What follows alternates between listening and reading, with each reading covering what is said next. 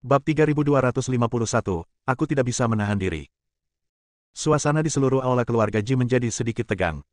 Bahkan jika Dev dipanggil, Ji Lianjun tidak bisa membiarkan orang-orang dari istana Juman membawa pergi Dev.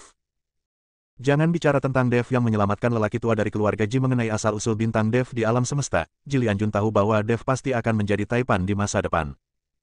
Pada saat itu, keluarga Ji mungkin tidak lebih dari omong kosong di mata Dev. Sekarang Ji Lianjun ingin berteman dengan Dev sementara Dev belum berkembang, ketika Dev benar-benar menjadi sosok yang kuat, keluarga Ji juga akan mendapat manfaat darinya. Sekitar 10 menit kemudian, Ji Cheng kembali, tapi hanya dia, bukan Dev yang mengikutinya. Apa yang terjadi? Ji Lianjun melihat ini dan bertanya dengan cepat. Ayah, Tuan Dev tidak ada di kamar. Sepertinya dia sudah pergi. Ji Cheng berkata jujur. Menurutku kamu sengaja membiarkan Dev kabur, kan? Ketika Qin Jingyun mendengar ini, dia langsung tidak senang. Ji Cheng menatap Qin Jingyun dengan dingin dan mengabaikannya. Ji Lianjun mulai berpikir dalam-dalam. Dia tahu bahwa Dev tidak bisa meninggalkan keluarga Ji.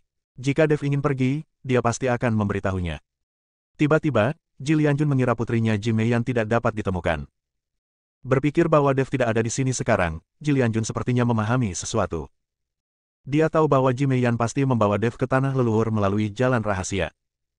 Sangat sedikit orang yang tahu tentang jalan rahasia, tetapi Ji Meiyan tahu bahwa sekarang keduanya tidak dapat ditemukan, kemungkinan besar mereka telah memasuki tanah leluhur melalui jalan rahasia terlebih dahulu.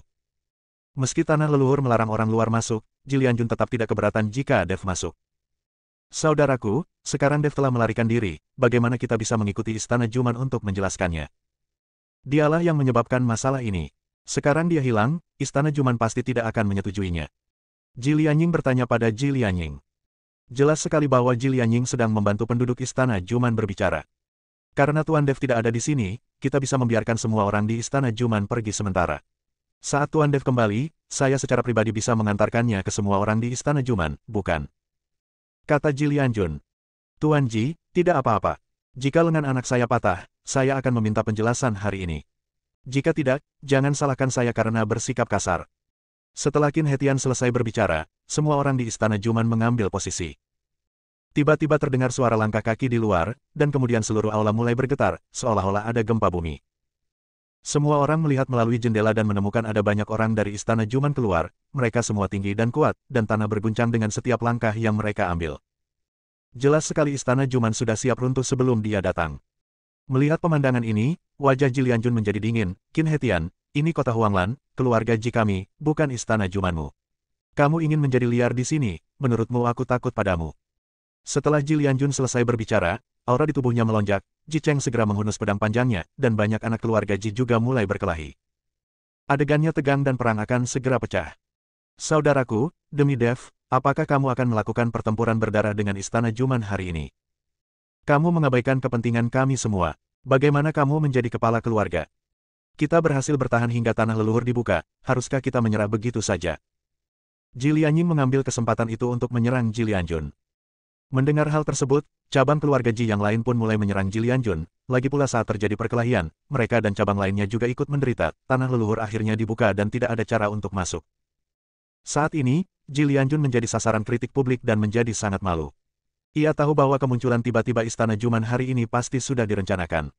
Ini adalah jebakan Ji Lianying. Tapi Ji Lianjun tidak punya pilihan, dan dia tidak bisa menahan diri saat ini. Bab 3252, Pemerasan. Saya sudah mengatakan bahwa ketika Tuan Dev kembali, saya secara pribadi akan mengirimkannya ke semua orang di istana Juman. Jika ini tidak berhasil, apa yang Anda ingin saya lakukan?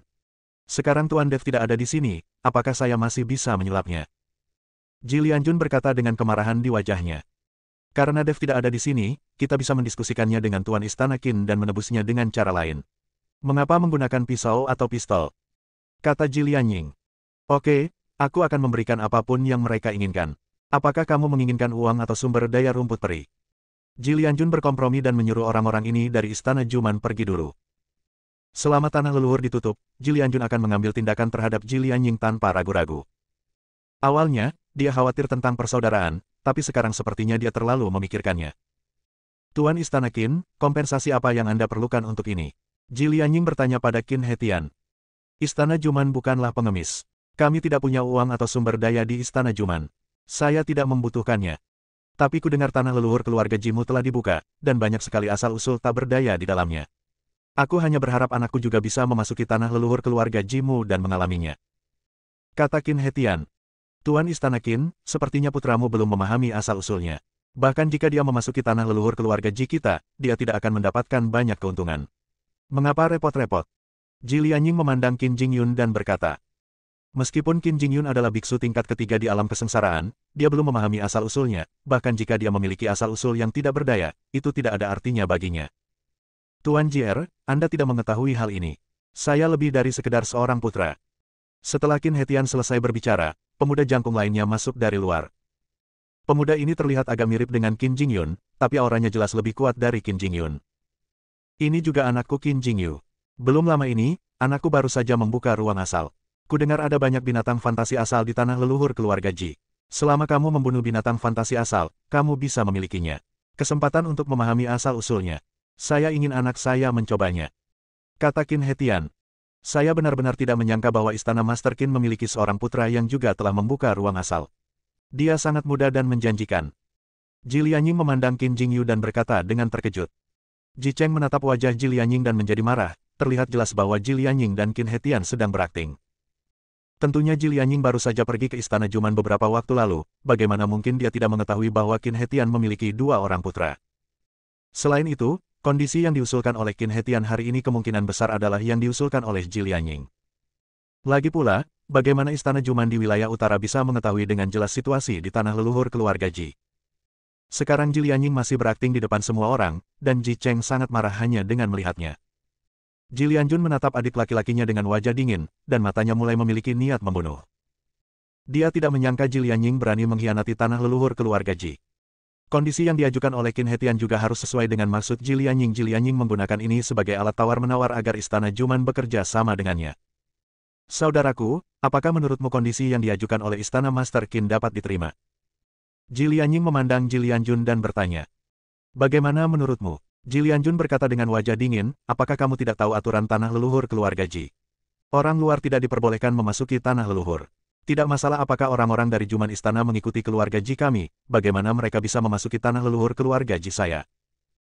Saudaraku, saya tahu ada aturan ini, tapi saya juga tahu bahwa selama kepala rumah mengeluarkan perintah kepala, orang luar bisa masuk ke tanah leluhur. Saat nenek moyang kita membuat peraturan, mereka mengatakan bahwa selama mereka bisa sangat membantu keluarga Ji kita, bahkan orang luar pun bisa masuk. Kata Ji Lianying. Ketika Ji Lianjun mendengar ini, dia membanting meja dengan marah dan berkata, bagaimana Istana Juman ini bisa membantu keluarga Ji kita? Bisakah perintah kepala keluarga saya diberikan kepada siapapun sesuka hati? Saudaraku, bukankah situasinya sekarang istimewa? Kamu harus membuka beberapa saluran, jika tidak, tidak ada dari kita yang bisa memasuki tanah leluhur. Ji Lianying berkata cepat. Bab 3253, Kompromi. Bahkan jika aku tidak memasuki tanah leluhur, aku tidak bisa membiarkan orang-orang dari Istana Juman masuk. Ji Lianjun meraung marah, wajahnya memerah. Tuan Ji, karena Anda tidak setuju dengan kondisi ini, maka jangan katakan apapun dan biarkan tangan Anda yang berbicara. Setelah Qin Hetian selesai berbicara, aura orang-orang di Istana Juman bangkit kembali. Tuan, biarkan orang-orang dari Istana Juman masuk, lalu kenapa? Berapa banyak asal wuhu yang bisa mereka gunakan sendiri? Benar, kita semua tidak bisa dicegah memasuki tanah leluhur hanya karena ini. Perkembangan marga sampingan kita lambat. Setelah menunggu bertahun-tahun, jika kita tidak bisa lagi memasuki tanah leluhur, bagaimana kita, anak-anak, dapat mengandalkan untuk meningkatkan kekuatan kita? Faksi sampingan itu mulai menekan Ji Lianjun lagi. Ji Lianying memiliki sedikit senyum di wajahnya. Dia pasti akan mengalahkan Ji Lianying hari ini. Jika Ji Lianjun mengizinkan putra Qin Hetian memasuki tanah leluhur, maka dia telah memenuhi janjinya kepada Qin Hetian, dan kerjasama Qin Hetian dengannya pasti akan baik-baik saja.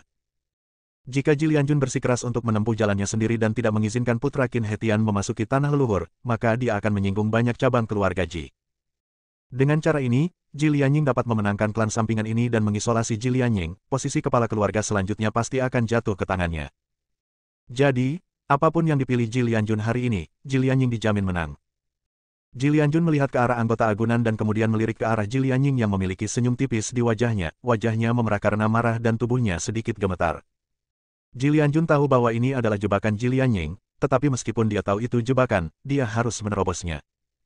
Melihat ayahnya begitu marah, Ji Cheng berkata dengan marah, Ji Lianying, apa niatmu berkolusi dengan Istana Juman?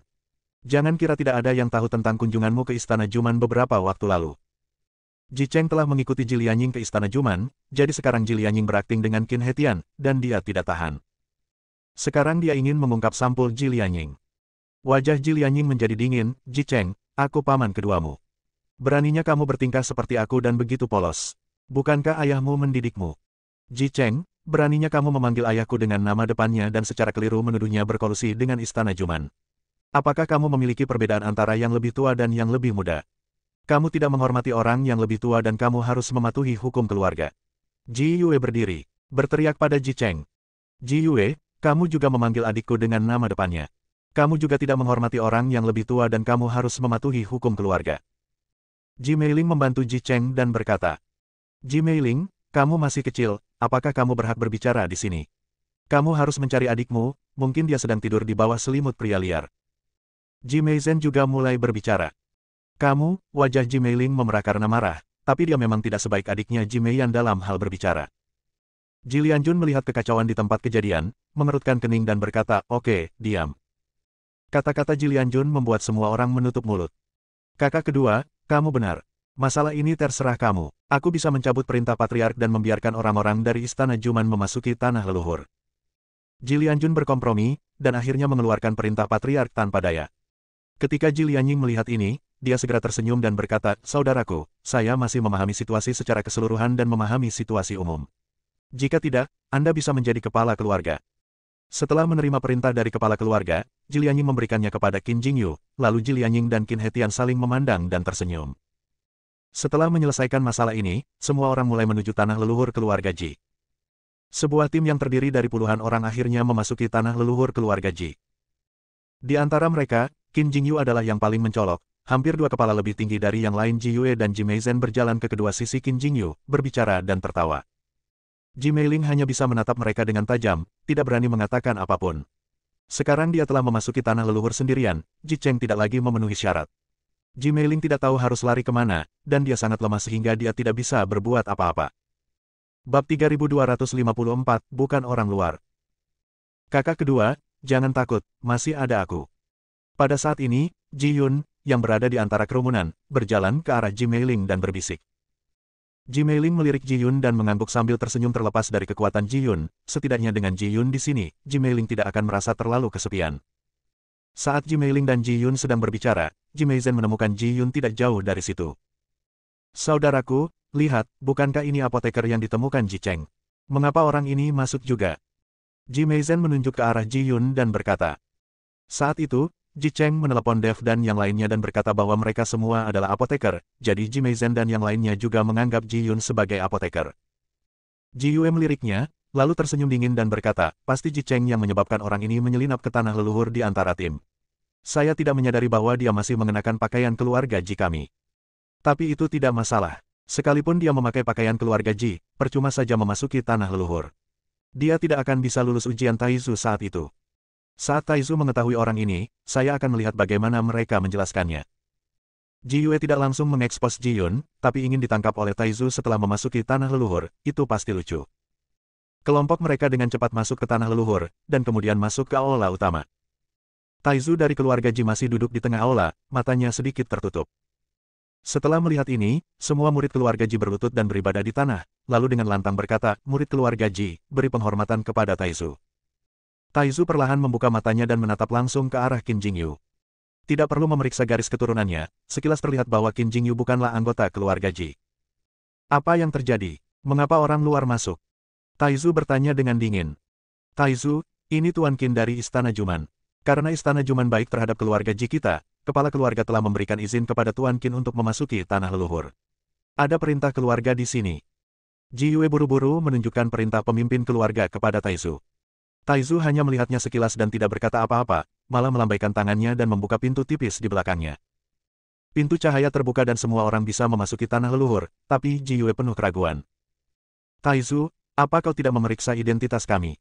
Bagaimana jika ada orang luar yang ikut campur? Ji Yue bertanya pada Taizu. Tidak ada yang akan menyelinap masuk, saya sudah memeriksanya, orang-orang ini semua memiliki darah keluarga Ji. Taizu berkata dengan tenang. Taizu, kamu. Apakah kamu melakukan kesalahan? Apakah kamu ingin memeriksanya lagi? Ji Yue jelas melihat Ji Yun dan berbaur dengan tim, tapi Taizu tidak mengetahuinya. Apakah kamu menanyaiku? Taizu memandang Ji Yue dengan dingin. Pada pandangan ini, Ji Yue sangat ketakutan sehingga dia berlutut dan bersujud. Taizu, harap tenang. Saya tidak berani mempertanyakan Taizu. Taizu, memang ada orang luar di tim ini. Setelah Ji Meizhen selesai berbicara, dia melangkah maju dan menarik Ji Yun keluar dari tim. Ji Meizhen, apa yang kamu lakukan? Ji Meiling melangkah maju untuk menghentikannya. Ji Meiling, kamu memasukkan orang luar ke dalam tim dan memasuki tanah leluhur. Ini melanggar aturan keluarga Ji. Tunggu saja hukuman Taizu. Ji Meizhen berkata sambil mencibir. Taizu, orang ini bukan keluarga Jiku. Dia adalah apoteker yang dipekerjakan oleh kota Ji. Namun dia mengenakan pakaian keluarga Jiku dan masuk. Ini jelas tidak menganggap serius Taizu. Ji Yue dengan cepat menunjuk ke arah Ji Yun dan berkata. Taizu hanya menatap Ji Yun lalu berkata, tidak ada yang bisa menyelinap ke tanah leluhur dari mataku. Orang ini memiliki darah keluarga Ji dan bukan orang luar. Apa? Ji Yue dan Ji Meizhen sama-sama tercengang. Taizu, bagaimana ini mungkin? Dia. Ji Meizhen sama sekali tidak percaya bahwa Ji Yun akan menjadi anggota keluarga Ji. Kamu tidak percaya padaku. Taizu memelototi Ji Meizhen. Lutut Ji Meizhen langsung melunak dan dia berlutut di tanah. Bab 3255 menang. Melihat identitasnya telah terungkap, Ji Yun tidak menyembunyikannya sama sekali. Dia langsung berlutut di depan Taizu dan berkata, Junior Ji Yun, beri hormat kepada Taizu. Ji Meiling juga berlutut dan berkata, Taizu, saudara keenam adalah satu-satunya putra paman ketiga Ji Lianchan. Dia baru saja kembali beberapa waktu lalu. Saat Ji Yue dan Ji Meizhen mendengar hal tersebut, mereka semua kaget. Ternyata Ji Yun adalah anak dari paman ketiga mereka Ji Lianchan, namun mereka tetap tidak tahu apa-apa. Oke, ayo masuk semua. Jangan buang waktu. Kali ini hanya ada 3 hari untuk membuka tanah leluhur. Berapa banyak yang bisa kamu panen tergantung pada keberuntunganmu sendiri. Taizu melambaikan tangannya dan meminta semua orang segera memasuki tanah leluhur. Adapun perselisihan dalam keluarga Ji, Taizu tidak peduli, dia hanya ingin melindungi tanah leluhur. Segera, semua orang melewati gerbang cahaya dan memasuki tanah leluhur. Ini adalah pertama kalinya banyak orang memasuki tanah leluhur, jadi mereka sangat gugup. Ji Yun juga sedikit mengepalkan tinjunya, dengan wajah yang sangat gugup. Kakak keenam, jangan terlalu gugup. Tidak ada yang menakutkan di tanah leluhur. Selama kamu tidak masuk terlalu dalam, tidak akan ada bahaya apapun. Ji Meiling menghibur Ji Yun. Saat semua orang merasakan kilatan cahaya putih di depan mata mereka, pemandangan indah yang dikelilingi pepohonan hijau subur dan pegunungan muncul di hadapan mereka. Banyak orang yang sangat terkejut saat melihat ini. Mereka mengira tanah leluhur ini dipenuhi aura teror dan diselimuti kekacauan abu-abu. Namun saya tidak menyangka bahwa pemandangan indah Gunung Qiangshan jauh melebihi ekspektasi banyak orang. Dan aura di sini berkali-kali lipat lebih kaya dari aura surga dan dunia manusia, bahkan aura aslinya pun sangat kaya. Hanya saja banyak dari orang-orang ini yang belum membuka ruang asal, sehingga tidak bisa menyadari asal-usulnya. Saudaraku, kamu bilang anak paman ketiga ada di sini, tapi paman masih menyembunyikannya dari kita. Apakah dia punya niat? Ji Meizhen melirik Ji Yun tidak jauh dari situ dan berkata, tampaknya paman ketiga baik-baik saja di luar. Meskipun saudara keenam tidak kuat, teman-temannya sangat kuat, terutama Dev, yang tidak hanya seorang apoteker, tetapi juga seorang apoteker. Seorang dokter, saya bisa mematahkan lengan Tuan Qin. Sepertinya paman itu pasti ingin mengikuti paman ketiga secara diam-diam, dan kemudian bergabung dengan paman ketiga untuk mengusir garis keturunan kita. Ji Yue menganalisisnya dengan cermat. Bagaimanapun, Ji Lianjun pasti memiliki kepentingan egoisnya sendiri dalam menyembunyikan identitas Ji Yun, jika tidak, dia tidak akan menyembunyikannya. Saudaraku, analisamu benar sekali. Sepertinya kita harus mengambil tindakan dan berusaha memenangkan hati saudara keenam. Jika garis keturunan paman ketiga dapat menghidupi kita, maka posisi kepala keluarga pasti akan menjadi milik ayahku. Ji Meizhen berbisik. Baiklah, ayo pergi ke sana. Ji Yue mengangguk. Segera, Ji Meizhen dan Ji Yue berjalan menuju Ji Yun. Kakak keenam, aku benar-benar tidak menyangka bahwa kamu adalah anak paman ketiga. Mengapa kamu tidak memberitahu adikmu lebih awal? Jika kamu memberitahuku lebih awal, tidak akan ada kesalahpahaman. Ji Meizhen datang dan mengikuti Ji Yun mendekat. Benar, kakak keenam, kamu memperlakukan kami terlalu seperti orang luar. Sekarang kami tahu identitasmu, kami pasti akan menjagamu. Jangan melihat keindahan tanah leluhur ini, tapi banyak bahayanya. Sebaiknya kamu ikut dengan kami. Kalau terjadi sesuatu, kamu masih bisa dijaga. Ikuti Ji Meiling. Dia tidak bisa melindungi dirinya sendiri. Bagaimana dia bisa menjagamu? Ji Yue juga melangkah maju untuk memenangkan hati Ji Yun. Ji Yue, Ji Meizhen, apa yang ingin kamu lakukan? Kakak keenam tidak akan bersama orang sepertimu. Apakah kamu ingin mendapatkan sesuatu dari saudara keenam? Ji Meiling bertanya sambil menatap Ji Yue dan Ji Meizhen dengan marah. Ji Meiling, jangan bicara omong kosong. Apa yang bisa kami dapatkan dari kakak keenam? Kami hanya mengkhawatirkan keselamatan kakak keenam. Bisakah kamu melindungi saudara keenammu sendirian sekarang? Bagaimana jika kamu menghadapi bahaya di tanah leluhur ini? Ji Meizhen bertanya dengan nada menghina. Bab 3256, Pediatri. Aku bisa, meskipun itu mengorbankan nyawaku, aku akan menjaga saudara keenamku tetap aman. Ji Meiling berkata dengan marah. Oke, jangan berdebat lagi, kita semua satu keluarga, kenapa repot-repot?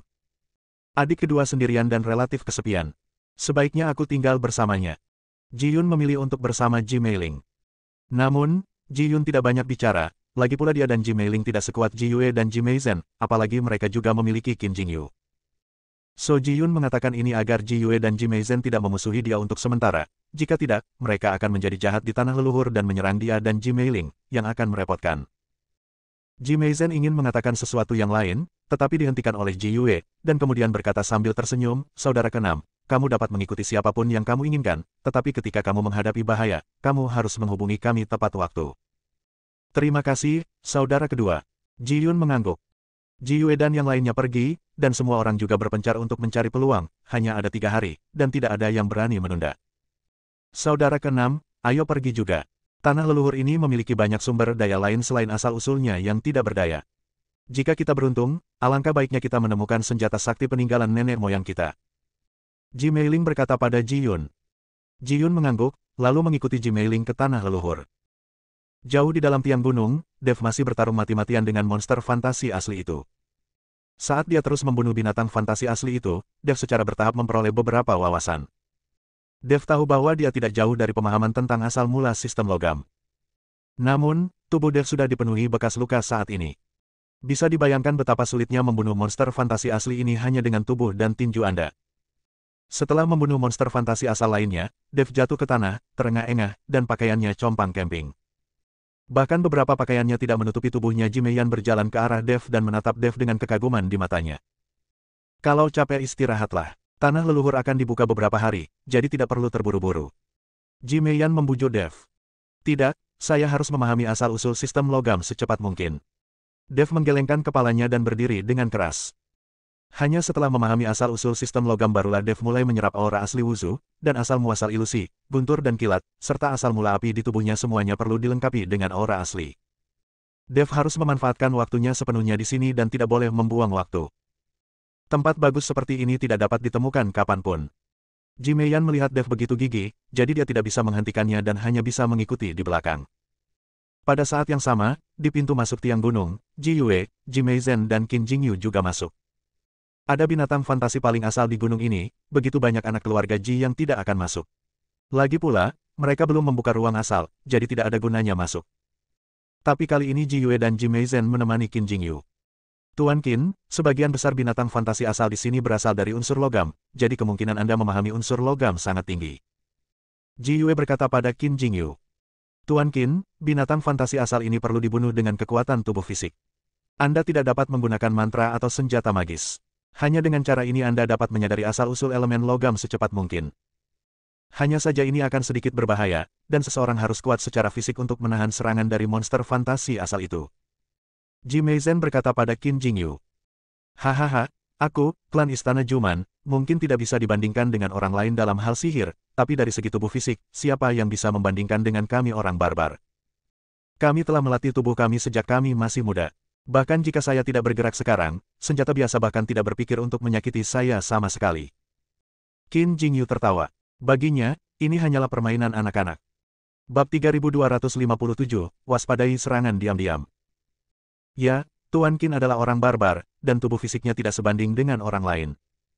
Ji Yue memuji Qin Jingyu. Beberapa orang sedang berjalan dan mengobrol, dan segera Qin Jingyu tiba-tiba tertegun dan melihat sekeliling. Tuan Qin, ada apa? Ji Meizhen bertanya. Ji Yue, apakah ada yang sudah memasuki tanah leluhur keluarga Jimu sebelumnya? Qin Jingyu bertanya. Tidak mungkin. Tanah leluhur dijaga. Bagaimana mungkin datang lebih awal? Apakah Tuan Qin menemukan sesuatu? Ji Yue bertanya. Saya merasa seperti seseorang bertarung di sini, dan masih ada suasana pertarungan di dalamnya. Kata Qin Jingyu dengan sedikit cemberut. Napas yang melawan. Ji Yue menggunakan kesadarannya untuk merasakannya, lalu menggelengkan kepalanya dan berkata, tidak lagi, aku tidak merasakan nafas yang melawan. Pihak lain juga menggunakan kekuatan fisik, bukan sihir dan kekuatan spiritual, jadi kamu tidak bisa mendeteksi aura yang tertinggal. Tapi bagi kami orang barbar, nafas seperti ini tidak bisa lepas dari pandangan kami. Kata Qin Jingyu. Siapa sih yang akan memasuki tanah leluhur terlebih dahulu? Konon Taizu yang menjaganya. Jika pintu masuk ke tanah leluhur tidak dibuka, tidak ada yang bisa masuk. Ji Yue sedang berpikir, dengan ekspresi kebingungan di wajahnya. Saudaraku, mungkinkah itu Ji Meiyan? Aku tidak melihatnya di tim kali ini. Mungkin dia datang lebih awal. Kata Ji Meizhen. Mungkin tidak, maka Ji Meiyan belum membuka ruang asal. Apa gunanya dia datang ke sini untuk membunuh binatang fantasi asal? Ji Yue menggelengkan kepalanya. Aneh, siapa dia? Ji Meizhen juga penuh keraguan. Tidak peduli siapa itu, berhati-hatilah dan berhati-hatilah agar tidak diserang oleh seseorang. Qin Jingyu mengingatkan. Keluarga Ji saat ini sedang dalam arus bawah, dan semua orang berselisih. Bahkan jika mereka melakukan serangan diam-diam di tanah leluhur ini, tidak ada orang di luar yang akan mengetahuinya. Mengaum. Tiba-tiba terdengar suara gemuruh keras, dan binatang fantasi asli muncul. Ketika Qin Jingyu melihat ini, dia langsung bersemangat sebelum Ji Yue bisa mengatakan apapun. Qin Jingyu bergegas maju. Qin Jingyu mengikuti monster fantasi asli untuk bertarung, sementara Dev mengikuti Ji Meiyan ke kedalaman tiang gunung. Semakin jauh Anda masuk lebih dalam ke tiang gunung, semakin kuat binatang fantasi asal jadinya. Namun, membunuh monster fantasi asal yang kuat dapat meningkatkan peluang untuk memahami asal-usulnya, jadi Dev terus melangkah lebih dalam. Dev, jika kita terus masuk lebih dalam, kita tidak akan tahu seberapa kuat monster fantasi asal itu. Menurutku kita sebaiknya tidak masuk lebih dalam. Ji Meiyan tampak sedikit gugup saat melihat Dev berjalan lebih jauh ke tiang gunung. Jangan khawatir, jika aku benar-benar bertemu dengan binatang fantasi asal yang kuat, aku bisa menggunakan keahlian dan senjataku, tidak akan ada masalah. Dev tersenyum ringan. Tapi saat Dev selesai berbicara, 3 binatang fantasi asli muncul bersamaan. 3 binatang hantu asli membentuk postur mengelilingi dan mendekati Dev dan yang lainnya. Melihat adegan ini, Dev hanya bisa mengerutkan kening. Ekspresi Ji Meiyan juga sedikit berubah, dan dia menarik pakaian Dev. Mengapa ketiga binatang fantasi asli ini terlihat berbeda? Ji Meiyan bertanya pada Dev. Memang sedikit berbeda. Binatang fantasi asli seharusnya tidak memiliki kecerdasan, tetapi ketiga binatang fantasi asal ini sebenarnya tahu cara mendekat. Mereka tampaknya memiliki kecerdasan. Kata Dev. Apa yang harus kita lakukan? Ji Meiyan bertanya dengan gugup. Kesampingkan kau, mungkin jika aku menghancurkan ketiga binatang fantasi asal ini, aku akan bisa memahami asal mula sistem logam. Dev meminta Ji Meiyan bersembunyi. Kalau begitu hati-hati. Ini adalah 3 monster hantu asli. Jika tidak berhasil, gunakan saja teknik dan senjata. Ji Meiyan memperingatkan Dev. Setelah mengatakan itu, Ji Meiyan bersembunyi dan menatap Dev dengan tenang. Dan 3 binatang fantasi asli tidak peduli dengan Ji Meiyan, tetapi berjalan menuju Dev selangkah demi selangkah. Bab 3258, Pencerahan. Bunuh. Dev meraung dan memimpin dalam menyerang 3 binatang fantasi asli. Melihat penampilan berani Dev, Ji Meiyan merasa senang sekaligus khawatir. Ji Meiyan senang dari lubuk hatinya yang terdalam karena dia bisa menjadi wanita yang berbakat. Tapi dia khawatir Dev tidak bisa menghadapi 3 monster fantasi asli hanya dengan mengandalkan kekuatan fisik dan tinjunya. Ji Meiyan diam-diam meletakkan tangannya di pinggangnya selama Dev merasa dikalahkan, dia akan segera menghunus pedangnya dan melangkah maju untuk membantu. Dev meledak dengan kekuatan paling primitifnya dan meninju 3 binatang fantasi asli. Butuh lebih dari 1 jam bagi Dev untuk menghancurkan 3 monster fantasi asli sampai mati. Dan Dev sendiri terbaring di tanah sambil terengah-engah, dengan keringat dingin di dahinya. Dev, kamu baik-baik saja. Ji Meiyan bergegas dan membantu Dev berdiri. Tidak apa-apa, Dev menggelengkan kepalanya. Pada saat ini, Dev tiba-tiba merasakan suara gemuruh di benaknya, seolah-olah ada semacam kekuatan yang menembus batasan, dan seluruh tubuhnya terasa jauh lebih transparan. Melihat ini, Dev dengan cepat memasuki ruang asal dengan kesadarannya. Dia mendongak dan menemukan bahwa bintang asal emas telah menyala. Hahaha. Aku telah menyadari asal-usul sistem logam. Setelah mengatakan itu, tubuh Dev langsung membentuk kekuatan hisap, dan aura asli yang baru saja dibunuh oleh binatang fantasi asli semuanya mengalir ke tubuh Dev. Dev buru-buru duduk bersila, menarik asal logam ke ruang asal, dan kemudian diserap oleh bintang asal logam. Bintang asal mula sistem logam menjadi lebih terang. Ji Meiyan di samping sangat senang saat melihat ini. Dia tidak menyangka Dev menyadari asal-usul sistem emas begitu cepat. Itu hanya 1 malam. Setelah Dev menyerap nafas asli yang masuk ke tubuhnya, dia perlahan berdiri, merasa sangat bersemangat di dalam. Dengan asal mula sistem logam, kekuatan tubuh emas Dev yang tidak bisa dihancurkan akan meningkat secara eksponensial, akan sangat sulit bagi siapapun untuk menyakitinya saat itu. Sekarang Dev memiliki asal-usul emas, asal mula guntur dan kilat, asal-usul ilusi, dan asal mula api. Jika dia dapat mengumpulkan asal mula 5 elemen, dia mungkin dapat membuka aura yang lebih kuat. Dev juga memiliki manik pengikat angin di tangannya, dan dia mungkin dapat menggunakannya untuk memahami asal-usul Tao Feng. Dev tidak tahu bahwa apa yang dia pikirkan sekarang adalah sesuatu yang tidak berani dipikirkan orang lain. Seorang biksu alam fusion sekarang memiliki 4 asal, dan dia masih belum puas. Itu sungguh gila. Sekarang setelah Anda memahami asal mula sistem logam, Anda dapat menyerap aura asal-usul yang tidak dimiliki di area ini, dan Anda tidak perlu mengambil risiko untuk membunuh monster fantasi asal tersebut. Ji Meiyan berkata pada Dev. Jika kamu membunuh binatang fantasi asli, apakah aura aslinya akan menjadi lebih kuat? Dev bertanya. Tentu saja, binatang hantu asli terbuat dari aura asli pemiliknya yang terlalu kuat dan terkondensasi bersama. Jika kamu membunuh binatang hantu asli, tentu saja kamu akan mendapatkan lebih banyak aura asli. Ji Meiyan mengangguk. Oke, kalau begitu ayo kita bunuh. Kali ini kita tidak perlu menggunakan tangan kosong. Dev memutuskan untuk membunuh binatang fantasi asli untuk menyerap nafas aslinya. Hanya dengan cara ini kita dapat menyerap energi paling orisinal dalam waktu sesingkat-singkatnya. Melihat Dev sangat bersemangat, Ji Meiyan tidak ingin kecewa, jadi dia mengikuti Dev dan melanjutkan perjalanan menuju kedalaman tiang gunung.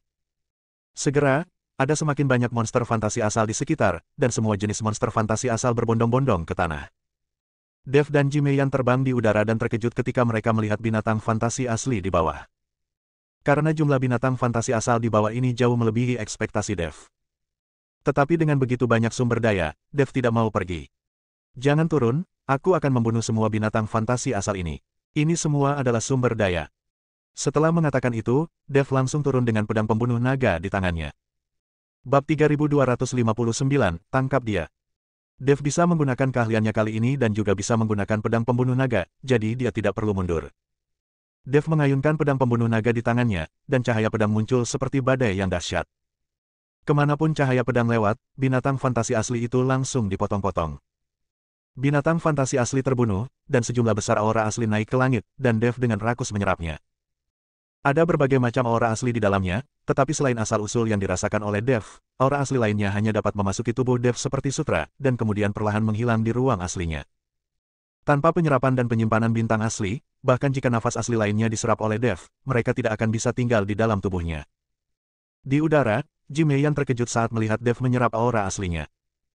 Yang lain menyerap satu demi satu sumber, tetapi Dev ternyata adalah sekumpulan ikan dan naga, menghirup semua nafas asli ke dalam tubuhnya. Untungnya, ruang asli Dev adalah bintang-bintang di alam semesta, tidak terbatas dan tidak ada jumlah aura asli yang dapat mengisinya. Jika ruang sumbernya tidak besar, seperti metode Dev dalam menyerap sumbernya, dia mungkin akan meledak dan mati. Saat ini, Dev sedang membunuh banyak orang di tiang gunung. Sedikit yang dia tahu bahwa binatang fantasi asli yang dia bunuh telah dipadatkan dan diubah setelah bertahun-tahun. Menurut metode pembunuhannya, diperkirakan keluarga Ji akan membuka tanah leluhur nanti, sulit untuk melihat binatang fantasi aslinya lagi. Tidak jauh dari pintu masuk tiang gunung, wajah Qin Jingyu sangat jelek, hanya ada terlalu sedikit binatang hantu asli di tanah leluhur Anda. Saya hanya menemukan beberapa binatang hantu asli di sepanjang jalan. Kapan ini akan terjadi? Dapatkah saya memahami asal mula sistem logam? Tuan Qin, konon ada banyak binatang hantu asli di tanah leluhur kita. Ada puluhan orang yang memasuki tanah leluhur setiap saat, tetapi hanya sedikit orang yang bisa memasuki tiang gunung ini untuk berburu hantu asli. Binatang buas. Lagi pula, tidak semua anak dari keluarga Ji bisa membuka ruang aslinya dan merasakan nafas aslinya. Ji Yue mengikuti Qin Jingyu untuk menjelaskan. Memang ada beberapa monster hantu asli. Mungkinkah seseorang benar-benar datang lebih dulu dan memburu monster hantu asli di depan, dan kami baru saja mengambil monster hantu asli yang hilang di belakang? Ji Meizen juga merasa sedikit aneh, memang hanya ada sedikit binatang fantasi asli. Ayo, kita bergerak cepat, mungkin kita bisa menemukan orang yang datang di depan. Qin Jingyu memutuskan untuk tidak membunuh binatang hantu asli, tetapi dengan cepat berjalan ke kedalaman gunung untuk melihat apakah seseorang telah masuk lebih dulu. Ji Yue dan Ji Meizen sama-sama mengangguk dan menyetujui usulan Qin Jingyu, jadi mereka bertiga mempercepat langkah mereka. Saat mereka bertiga bergerak maju dengan cepat, semakin jauh mereka berjalan, mereka menjadi semakin ketakutan. Karena dalam perjalanannya, mereka jarang bertemu dengan monster fantasi asli, yang mana sangat aneh. Anda harus tahu bahwa di sepanjang jalan, semakin jauh Anda masuk lebih dalam ke tiang gunung, semakin besar kekuatan dan jumlah monster hantu aslinya. Tapi sekarang, Semakin dekat mereka, semakin sedikit mereka menemukan bayangan binatang fantasi aslinya. Aneh sekali, kemana perginya semua makhluk fantasi asli ini? Ji Yue mengerutkan kening dan tidak tahu kemana perginya binatang fantasi asli itu. Setelah melakukan perjalanan hampir setengah jam, Qin Jingyu tiba-tiba berhenti. Tuan Qin, mengapa Anda berhenti? Apakah Anda menemukan sesuatu? Ji Yue bertanya pada Qin Jingyu. Tidak bisakah kamu merasakannya? Ada orang yang bertarung di depan, dan pertarungannya cukup sengit, dan auranya sangat berfluktuasi. Kata Qin Jingyu. Ketika Ji Yue dan Ji Meizhen mendengar ini, mereka buru-buru menggunakan kesadaran mereka dan langsung mendeteksi fluktuasi aura di depan mereka. Fluktuasi aura yang begitu besar jelas berarti seseorang sedang bertarung. Ayo, kita bergegas dan melihat. Aku harus menangkap orang yang menyelinap ke tanah leluhur. Ji Yue bergegas maju dengan tidak sabar. Bab 3260, jadilah pemimpin. Saudaraku, tunggu. Ji Meizhen buru-buru mengejarnya. Ketika Qin Jingyu melihat ini, dia hanya bisa mengejarnya. Tidak lama setelah ketiga orang itu bergerak maju, suara pertarungan di depan menjadi semakin jelas. Pada saat ini, Dev sedang membunuh monster fantasi asal tersebut. Setiap kali dia membunuh monster fantasi asal, aura asal mengalir ke tubuh Dev, membuat bintang-bintang di ruang asal Dev menjadi semakin terang. Tetapi ketika Dev sedang membunuh dengan penuh semangat, dia tiba-tiba merasakan seseorang mendekat, jadi dia mengerutkan kening, dan tubuhnya langsung terangkat ke udara, membuat postur waspada. Ada apa? Tanya Ji Meiyan. Seseorang datang, sepertinya 3 orang. Kata Dev. Mengapa ada orang yang datang ke sini? Saya ingat di antara orang-orang yang memasuki tanah leluhur kali ini, tidak ada yang membuka ruang sumber. Bagaimana mereka bisa sampai ke tiang gunung ini? Wajah Ji Meiyan penuh keraguan. Saat ini, Ji Yue dan yang lainnya telah tiba. Ketika mereka melihat Ji Meiyan dan Dev, mereka semua tercengang. Sekarang, mereka tahu siapa yang diam-diam menyelinap ke tanah leluhur dan siapa yang membunuh binatang fantasi asal di gunung ini. Ji Meiyan, kamu sangat berani. Kamu berani menyelinap ke tanah leluhur secara diam-diam bersama orang luar, dan bahkan datang ke sini untuk membunuh binatang fantasi asli. Kamu curang, dan kamu pantas mati. Ji Meizhen mengikuti Ji Meiyan dan tidak menghadapinya, tapi dia langsung berteriak saat melihat ini. Ji Meiyan, kamu melanggar sila leluhur dan berani membawa orang luar ke tanah leluhur. Kenapa kamu tidak segera datang dan meminta maaf? Ji Yue juga berteriak dengan marah. Ji Meiyan, sebaliknya, tidak takut sama sekali, dan perlahan jatuh, lalu dia mengalihkan pandangannya ke Qin Jingyu dan berkata, bukankah kalian berdua juga membawa orang luar masuk? Lalu apa kejahatanmu? Ini Tuan Qin dari Istana Juman. Dia datang atas perintah kepala keluarga. Tapi Dev yang Anda bawa ke sini, apakah dia mendapat perintah kepala keluarga? Ji Meizhen bertanya. Ji Meiyan tertegun, ia tidak menyangka ayahnya bisa memberi perintah kepada masyarakat Istana Juman. Saya tidak menerima perintah kepala keluarga. Dev melangkah maju dan berkata, siapapun yang berani memasuki tanah leluhur keluarga Ji kita tanpa perintah dari pemimpin keluarga sedang mencari kematian. Ji Meizhen langsung menghunus pedang. Mata Qin Jingyu sedikit menyipit, menatap Dev dengan niat membunuh, dan kemudian bertanya, apakah orang ini yang mematahkan lengan kakak tertuaku? Ya, inilah orang yang mematahkan lengan Tuan Qin. Ji Meizhen mengangguk. Ketika Qin Jingyu mendengar ini, aura mengamuk tiba-tiba keluar dari tubuhnya, ototnya terus membesar, dan tubuhnya menjadi lebih tinggi. Tuan Qin, jangan marah dulu. Ji Yue menghentikan Qin Jingyu, kami memasuki tanah leluhur kali ini untuk memahami asal-usul kami. Waktu terbatas, dan kami tidak dapat menyia-nyiakannya untuk berperang. Orang ini menyelinap ke tanah leluhur keluarga Ji kami. Jika saatnya tiba, keluarga Ji kami tidak akan membiarkan dia pergi tanpa Istana Juman mengambil tindakan. Ketika Qin Jingyu mendengar ini, dia menjadi tenang. Siapa bilang kita menyelinap masuk secara diam-diam? Taizu berjaga di luar. Tanpa dia membuka pintu lampu, bagaimana kita bisa masuk? Sekarang Dev dianggap setengah dari keluarga Ji kami, jadi meskipun dia memasuki tanah leluhur, dia tidak melanggar sila leluhur. Ji Meiyan membalas. Setengah keluarga Ji. Ji Meizhen tidak mengerti apa maksudnya. Namun, Ji Yue mengerti. Dia menatap Ji Meiyan dengan jijik dan berkata, Ji Meiyan, kamu benar-benar tidak tahu malu. Berapa lama kamu baru saja mengenal Dev? Dan kamu tidur dengan seseorang. Kata-kata Ji Yue membuat Ji Meizhen langsung mengerti, dan dia langsung mengejek Ji Meiyan. Ji Meiyan, kamu benar-benar menyebalkan, kamu hanya tidur dengan seorang pria dengan santai, menurutku sebaiknya kamu pergi ke gedung Wan Hua dan lupakan saja. Mungkin aku masih bisa menjadi bintang top dan menghasilkan banyak uang. Bersambung.